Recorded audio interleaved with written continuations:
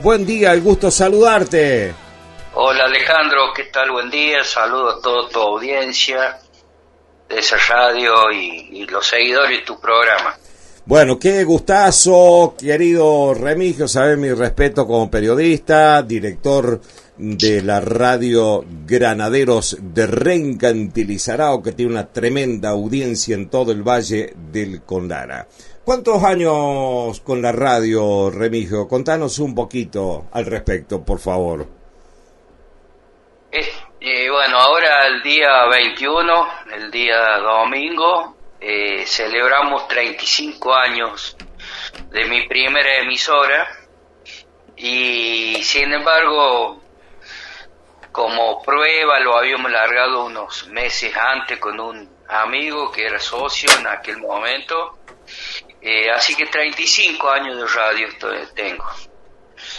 Todo un pedazo de la historia de la radiodifusión en la provincia de San Luis, porque contémosles a los más jóvenes y también para refrescar memoria, que hace 35 años atrás había muy pocas radios FM. Acá fue la primera en la zona, en la radio esta. Y fue el advenimiento de una época incipiente de las FM y de una rebelión quizás hacia los medios tradicionales que acaparaban todo, una gran transformación comunicacional. Además se venían los primeros satélites, pues yo también trabajé en la parte técnica, hice parabólicas y todo eso, que era la banda C, una banda que requería de parabólica de 4 metros de diámetro. Y bueno, el uso del satélite de manera particular, porque antes estaban, no sé si recordarás vos, las plantas terrenas de Balcarce, acá en Córdoba había otra, y bueno, solamente era un dominio de los grandes medios, el satélite. Bueno, empezaron las comunicaciones de ese tipo y paralelamente la presencia de las voces no autorizadas para hablar en radio de cada pueblo tuvieron su espacio. Digo no autorizada porque incluso había prejuicios sobre el tema de la formación del locutor, que debía hablar en neutro, que que los permisos de Confer, que te acosaban. Tuvimos peleas y transformaciones importantes en esa época, que bueno, se suceden de otra forma, pero en aquel momento con los cambios incluso en los aspectos democráticos, que se estaba consolidando la democracia, era el final de un gobierno de Alfonsín con muchos problemas, fundamentalmente en lo económico, pero también con el tema de los caras pintadas y bueno, lo que desestabilizaba un poco la cuestión institucional. Así que bueno, y todo la sombra, ¿no?, que se había gestado en la época de la dictadura, la culminación de la guerra de Malvinas. Yo tuve en el servicio militar la clase siguiente, porque fue la 62 y 63 a Malvinas. Yo soy 64 y alcancé a vivir todavía las formas que tenía el militarismo de aquella época de ver las cosas, pero que iba produciéndose los cambios porque había que entregar el poder. Y de hecho nosotros participamos en las custodias de aquel proceso electoral que estuvimos, ¿no es cierto?, cubriendo en San Luis capital. Me tocó a mí 1983. 1983, qué bien que lo que acá en la provincia fue cuando es electo Adolfo Rodríguez Sá por primera vez, obviamente. Y de hecho, si querés te cuento, yo viví cuerpo tierra las reuniones en el casino de oficiales de ahí, que está ahí en San Luis, en el Gada. está el GAD, el Comando de Artillería, donde yo lo hice, que no es más ya, y el Distrito Militar, y ahí se reunían por aquel entonces Adolfo Rodríguez Sá, el entonces jefe de la guarnición militar San Luis, que era Funes, y también el ex gobernador y Adolfo Rodríguez Sá. Ahí arreglaron la entrega de poder, y nosotros, bueno, cuerpo a tierra, que fue insólito hacer esa guardia, porque era la máxima seguridad, apostado para entregar el poder. No entiendo bien, Remigio, explícame, porque lo mencionaste 2 veces eso de la guardia cuerpo a tierra. Pues generalmente se hacía parado, la guardia no se hace sentado, no se hace parado, recorriendo el puesto, ¿no? Lo que le llaman la consigna también, ¿puede ser? Sí, se da una consigna, bueno, para hacer los cambios de relevo de guardia o para identificarse eventualmente que, bueno, se requiera por alguna situación. Y bueno, y entonces... Pero en este caso seleccionaron a algunos soldados, nos seleccionaron y por única vez, casi que, digamos que estábamos... como por ser atacado, el cuerpo a tierra estaba en los turnos de 1 hora en el casino de oficiales. O sea, a ver, para ver si se entiende, o para que lo entienda yo, ¿no es cierto? Si lo entiendo yo, que soy burro, lo entiende todo el mundo, quiere decir, Remigio. No, digo, ustedes estaban custodiando el casino de suboficial, donde estaba reunido Adolfo Rodríguez Sá, el ex gobernador, el jefe de escuadrón, y la guardia era cuerpo a tierra, ¿está bien? Y si es así, ¿cuál habría sido el motivo?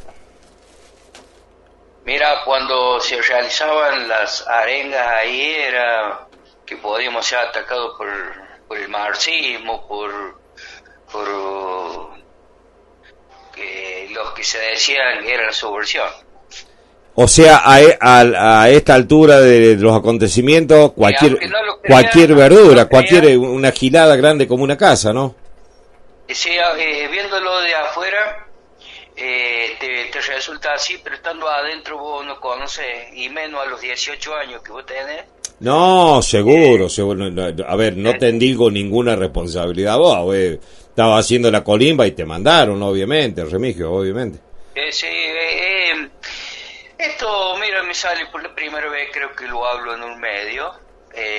Nosotros tenemos contacto siempre entre los soldados de aquella época y revisamos para atrás de lo que cuentan ahora y lo que dicen que se debería hacer. Y bueno, habría que decirle, ¿no?, en qué consiste algunas visiones que hemos tenido de aquel tiempo. Bueno, pero yo te decía que todo ese marco me había dado una formación muy particular, ¿no? Claro, entonces, seguro. Cuando uno va a la universidad, y estaba incluso en la FISE cuando estaba estudiando ingeniería, que puse la radio y estoy en la radio desde ese momento, porque yo soy primo de Mario Guidi y él me conmina. Él había estado con su Acuarela. Con Radio Acuarela, también una radio pionera, Siray, por cierto. Claro, no. Sí, y le hice unos trabajos ahí, por mi conocimiento. No estoy en radio porque sí, porque mira, a los 10 años, 12 por ahí, no recuerdo bien, hice la primera radio de AM, onda larga, y bueno, he estado siempre estudiando los temas de las transmisiones. Pero bueno, después vino en que aquí nuestro pueblo tampoco tenía gente preparada para estar en radio. Entonces un día me senté a hacer un programa y bueno, empecé desde ese momento ya a usar el micrófono y he hecho televisión, radio.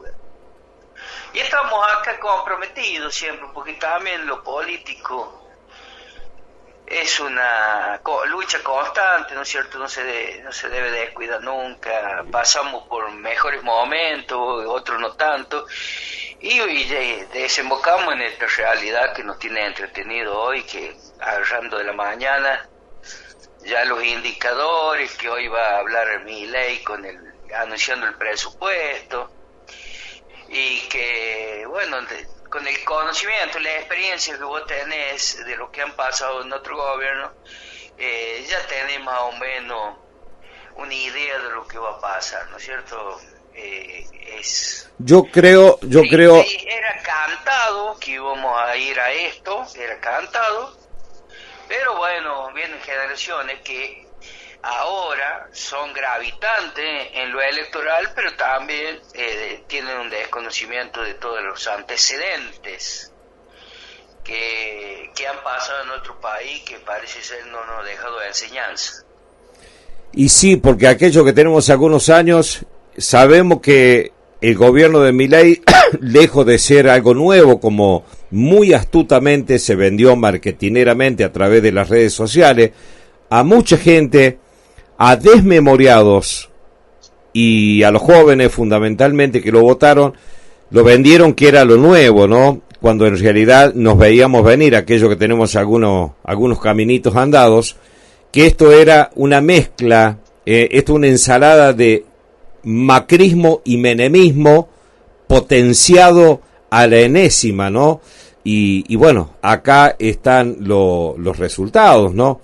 Pero bueno, es lo que hay, y por supuesto, como siempre, uno tiene que mirar para adelante cuando uno piensa en las nuevas generaciones. Cuando baja la defensa del gran partido que ha gobernado siempre los intereses populares y ha sido progresista y ha generado derechos, nuevamente avanzan todo un pensamiento, que más allá de encerrarlo en estos apellidos tan perversos que nombraste vos, nos traen este tipo de situaciones. Pero, ¿por qué? Porque los partidos políticos fueron reemplazados por los ególatras que se asumen los visionarios y no dejan crecer las generaciones nuevas, donde también se gestan algunas, no solo ideas, sino también inteligencias, capacidades que pueden ser ofrecidas a la sociedad. Entonces, cuando se hace ese tapón,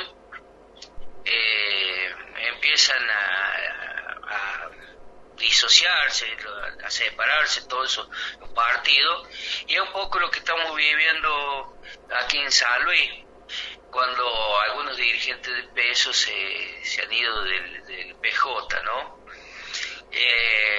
Pero decía que los clubes, los círculos políticos son antipopulares y por lo tanto antiperonistas.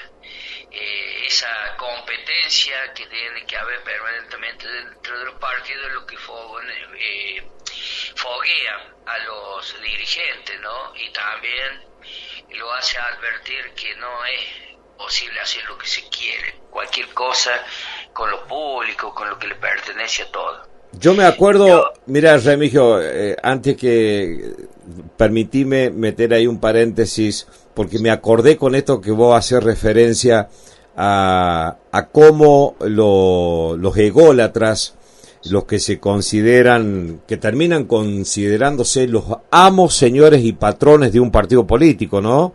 Como ha pasado a nivel nacional y como ha pasado acá en la provincia de San Luis, y obviamente no podemos dejar de hacer referencia al último de ellos, Alberto Rodríguez Sá, que lejos de alentar las nuevas generaciones, hicieron todo lo posible para que no surja, y lo mismo Adolfo y en general, ¿no?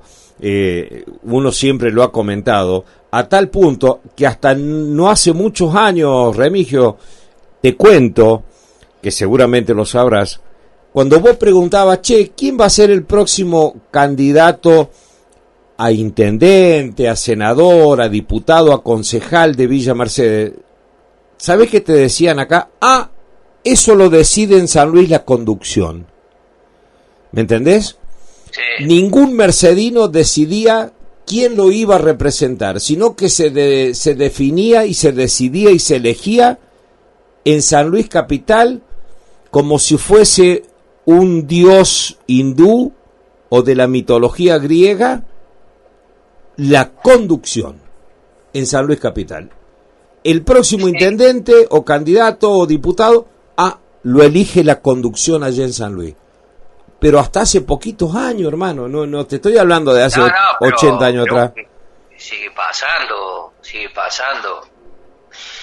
Entonces pasa en el proceso. Por eso yo creo que yo quiero salirme un poco de la historia y a ver si contribuimos con algo positivo para que la próxima elección que viene saquemos unas conclusiones y forcemos a los candidatos que están en disputa ahora, que se están mostrando, a que asuman la responsabilidad de ser candidato y la representación que van a tener, porque sería muy bueno, y más allá de esbozar la crítica de un lado al otro, que a veces son nada más que negaciones. Por ejemplo, kirchnerismo nunca más, y con eso ya es la única propuesta, o que del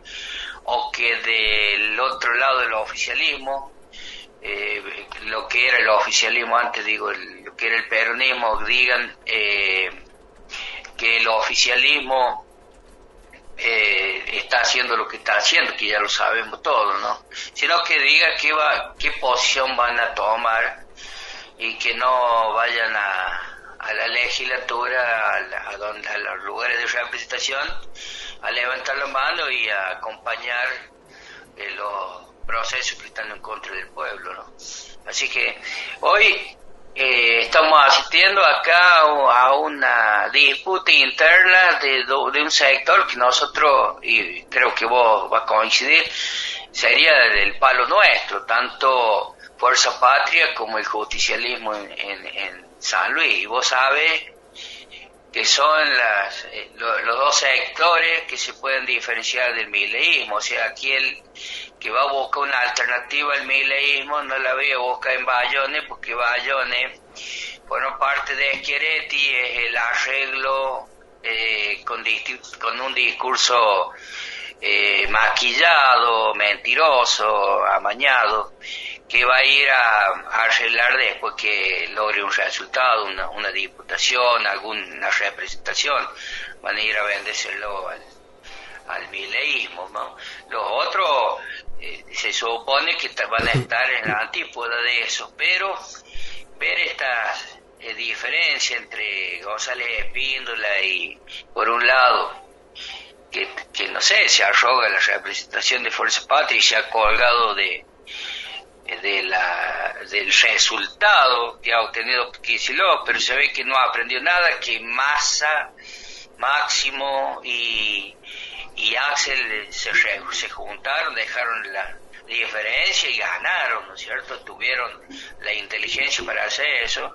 Él nos trae acá a San Luis una división que la conocemos, por supuesto que estaba en el marco de eso que vos decías, elegido por un gurú, el Gato Fernández, pero evidentemente que lo avala de atrás una disputa electoral que ha tenido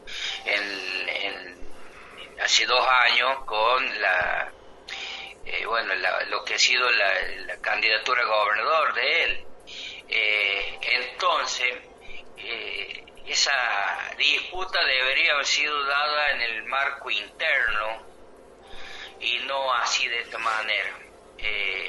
Y eso es lo que yo te decía, que cuando bajan las defensas del peronismo, que es un legado de un gran visionario que no tiene nada que ver ni con Alberto Rodríguez Sá, ni con el Adolfo, ni con González Espíndola, ni con el Gato, sino lo supera en todo sentido.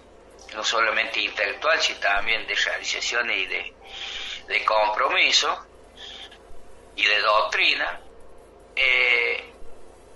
Ese aspecto, digo, no jode, porque eso es lo que hace crecer al no discurso, a la difamación, a la división y todas las cosas que vemos, a la ofensa, ofender gratuitamente y libremente, qué bárbaro los personajes que vieron, ¿no? Que estaban ahí escondidos, personas comunes que se prendieron de ese discurso de Milei y salieron a ofender gratuitamente a cualquiera, ¿no? Cualquiera que no piense igual, cualquiera que pueda ofrecer una diferencia, lo ofende.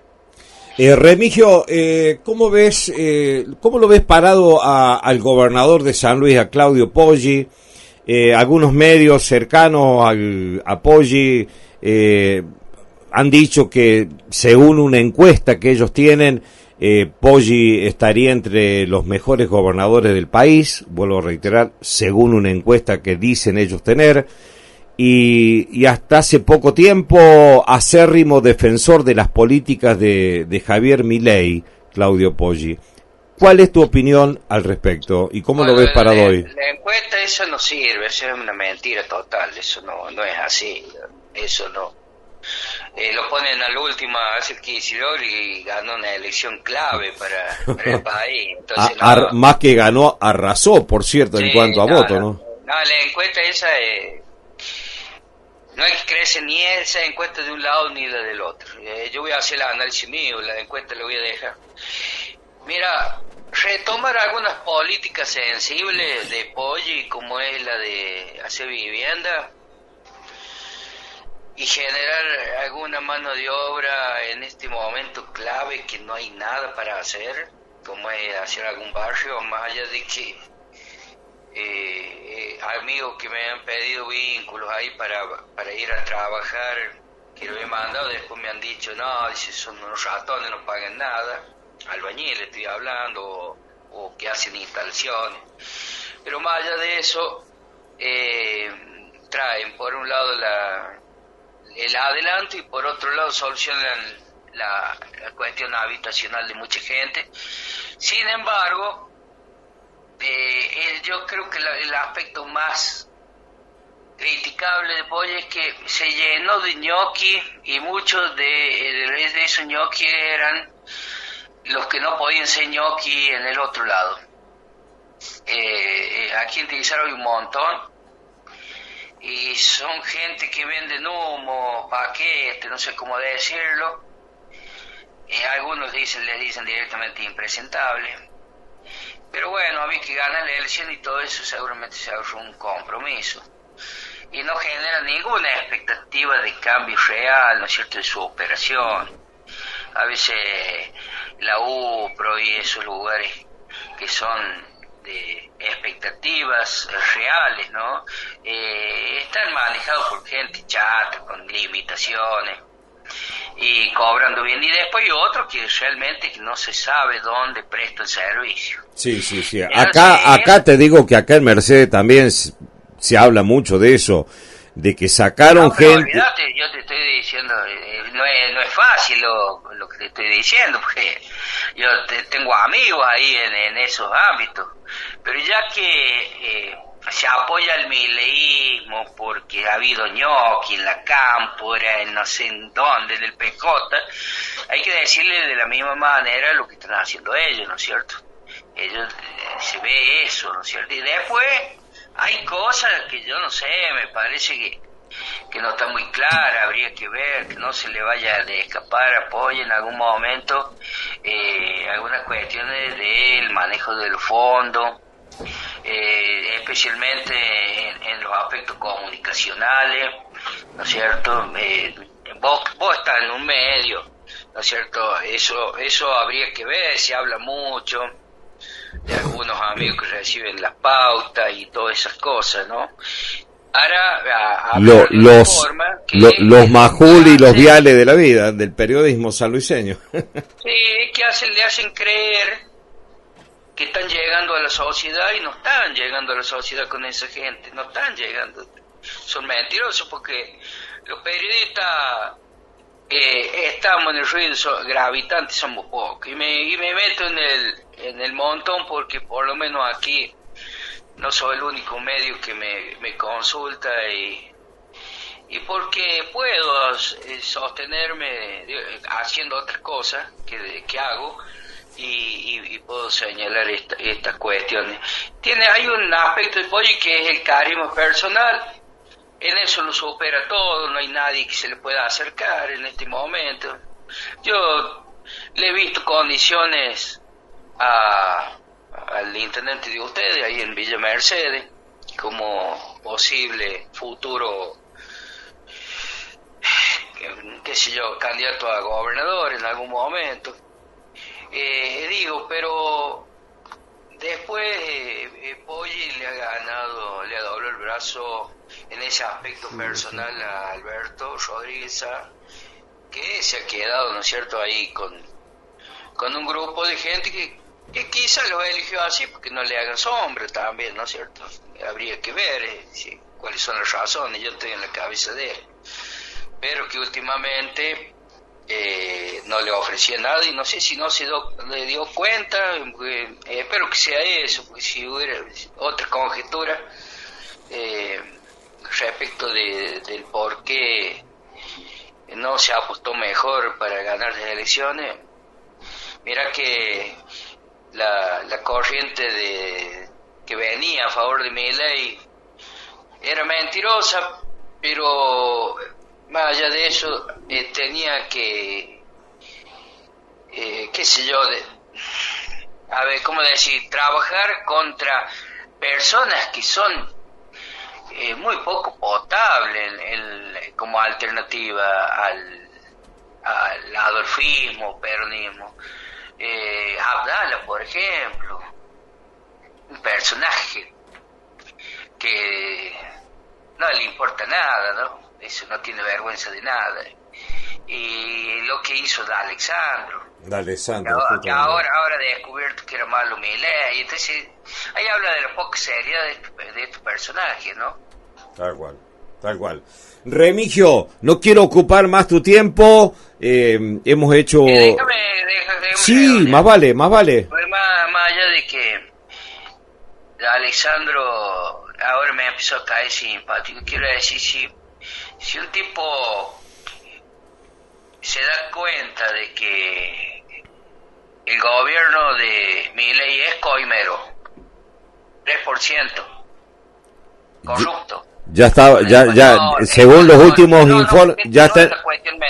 Ya los últimos informes dice que ya no es el 3%, sino que ya habían acordado las coimas, los Milei, porque pensar a Karina, únicamente ella involucrada en las coimas y que Javier Milei no tenía nada que ver, ¿no es cierto? Bueno, una fantasía infantil, ¿no?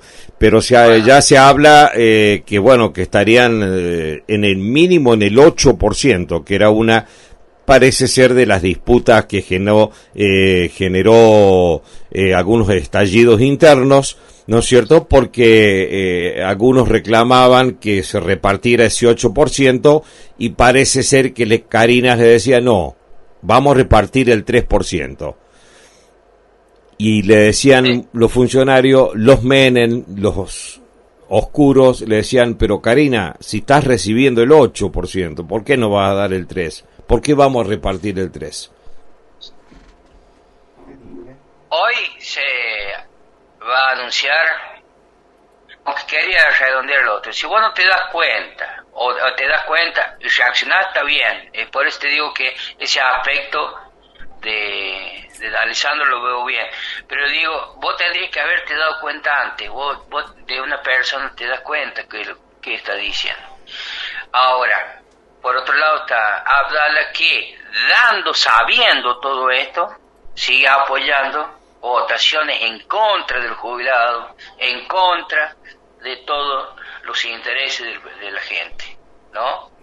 Esto pasó y creo que la otra es de ahí también, la tienen ustedes ahí en Villa Merced. Entonces la gente de Villa Merced debería pensar esto. Vos decís la senadora Arrascaeta, que es la que que votó en contra de los discapacitados, que tiene el mérito Arrascaeta que no la conoce prácticamente nadie. O sea, que ellos subestiman y se cree que las comunicaciones de un periodista aquí en Tilizará o vos o cualquier otro está limitada al conocimiento de nuestro, de acá.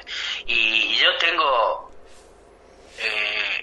vocero y gente que me participa de forma directa de Senado, de diputado, de la Casa de Gobierno.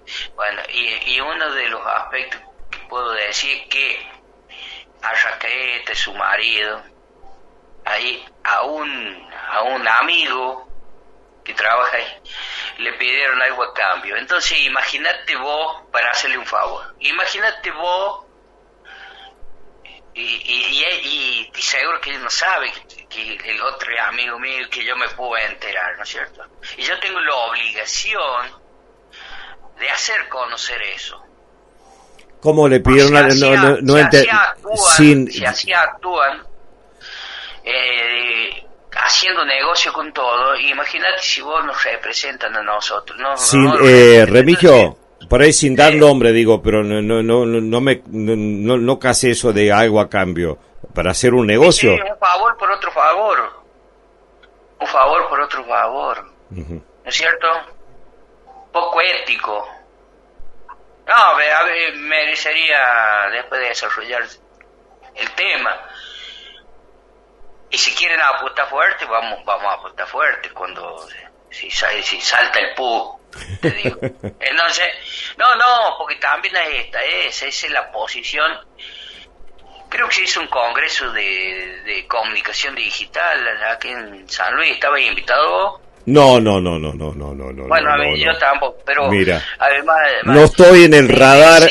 No estoy en el radar de los Diego Masi, de los Pollitos. Decir que hay el periodismo que realmente tiene que escuchar la sociedad, que no es sobrado, y es el que le va a cantar la justa lo que está pasando con nuestros representantes, ¿no? Tal cual. Por eso, ahora nosotros tenemos que elegir mejor, ¿no es cierto? Tenemos que elegir bien y evitar darle poder a esta gente que hace todas estas cosas, ¿no? Eso es lo que... Y después te decía de hoy, en la cadena nacional, tiene que el presidente corregir a qué va a asignar los recursos o cómo va a manejar los recursos financieros y económicos y todo de nuestro país, porque también está definiéndose cuánto más vamos a aguantar nosotros antes de que esto reviente. Sí, mira, yo creo, esto te lo comento, no sé, por lo que he venido observando y viendo, yo creo que va a presentar un presupuesto invotable, o sea que no lo pueda votar el Congreso por el mamarracho que sea, porque la idea de Milei es seguir gobernando con el presupuesto del anteaño pasado, como lo hizo todo el año pasado y como lo hizo este año. ¿Me entendés lo que te digo? El presupuesto que quedó del 2023, entonces lo puede manejar discrecionalmente. Yo creo que va a presentar un presupuesto invotable, ¿no es cierto?, para poder seguir gobernando de la misma manera. O sea, vos ya tenés una idea. Yo es la misma y es la que está hecho para que esto reviente y para que, Argentina sea lo que él ha venido a hacerla, destruirla, ¿no? Porque la está destruyendo en todo aspecto. En todo aspecto lo está destruyendo. Y bueno, tendremos nosotros los argentinos que ver, revisar qué vamos a hacer, que no es ese el camino. Y ¿sabés qué pasa? Que los Caputo, los Macri, los Sturzenegger, el presidente del Banco Central, ya hicieron sus millonarios negocios a costa de los discapacitados, de los jubilados y todo lo demás, así que ahora les da exactamente lo mismo, que lo echen a patada a Milei, en octubre, en noviembre, en diciembre, en el 2027, les da exactamente lo mismo, porque estos personajes, la timba financiera y el Fondo Monetario, ya hicieron sus macabros y espantosos negocios, ¿no es cierto?, con el hambre y el endeudamiento de hasta tus tartaranietos, ¿no es cierto? Así que ya la hicieron. Una excusa de victimización que lo saquen, ¿no es cierto? Claro, creo claro. Que estos señores tendrá que, primero, que creo que la justicia nacional debe ser revisada, los actores que tiene dentro, las cosas que han hecho, tienen gran responsabilidad de que estemos en esta situación también, porque los cuadros políticos que se paran frente al saqueo han sido, bueno, yo creo que el lawfare es una conjunción de periodistas y de actores que están en la justicia, ¿no? Que claro, más, seguro. Bueno, todo el que se anima desde el punto de vista político a hacer la acusación. Tal cual, tal cual. Remigio, te agradezco inmensamente esta charla y espero de mi parte por lo menos que no sea la última. Se vienen tiempos complejos, se vienen tiempos bastante difíciles y me gustaría tenerte en la grilla de los colaboradores especiales de nuestro programa de Radio Splendid. Buenos días, mi gente.